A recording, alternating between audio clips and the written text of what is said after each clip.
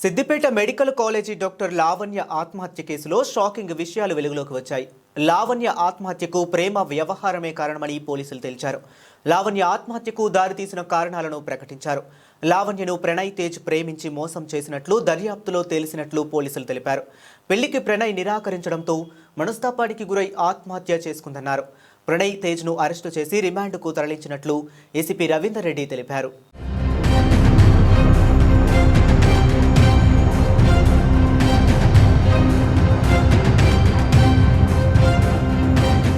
సిద్దిపేట ప్రభుత్వ మెడికల్ కాలేజీలో ఇద్దరు డాక్టర్ల ప్రేమ విషాదాన్ని మిగిల్చింది.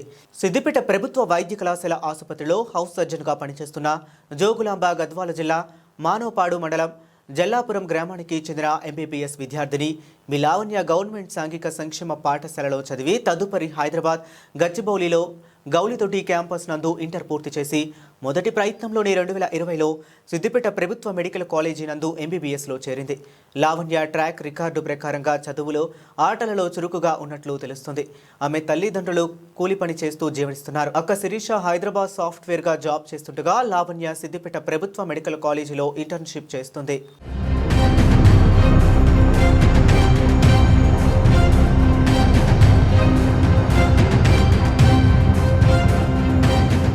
కాగా అదే మెడికల్ కాలేజీలో సీనియర్ రెసిడెంట్గా డాక్టర్ జనరల్ మెడిసిన్ చదువుకుంటున్న సికింద్రాబాద్ అల్వాలకు చెందిన ప్రణయ్ తేజ్తో గత సంవత్సరం జూలై నెలలో పరిచయం ఏర్పడి ప్రేమగా మారింది.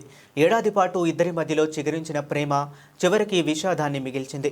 వివాహం చేసుకుంటానని నమ్మించి సన్నిహితంగా మెలిగిన ప్రణయ్ తేజ్ అనంతరం కులభేదం కారణంగా వివాహానికి నిరాకరించడంతో లావణ్య తీవ్ర మనస్తాపానికి గురై జనవరి 3న Lavanya medical college hostel room నందు గడ్డి నివారణకు వాడే పారాక్విట్ మందును సెలైన్లో ఎక్కించి సూది ద్వారా ఇంజెక్షన్ చేసుకోవడంతో అపస్మారక స్థితిలోకి వెళ్ళిపోయింది. దీంతో అక్కడున్నవారు గమనించి ప్రభుత్వ ఆసుపత్రికి తరలించారు. పరిస్థితి విషమించడంతో హైదరాబాద్ నిమ్స్కు తరలించగా చికిత్స పొందుతూ జనవరి 4న చనిపోయింది. మృతురాలు అక్క శిరీష ఫిర్యాదు మేరకు Siddipet 3 town inspector Vidyasagar case నమోదు చేసి దర్యాప్తు చేపట్టారు. దీంతో లావణ్య మృతికి గల కారణాలను తెలుసుకుని నిందితుడైన డాక్టర్ ప్రణయ్ తేజ్ను అరెస్టు చేసి జ్యుడిషియల్ రిమాండ్కు తరలించినట్లుగా సిద్దిపేట ఏసీపీ రవీందర్ రెడ్డి తెలిపారు.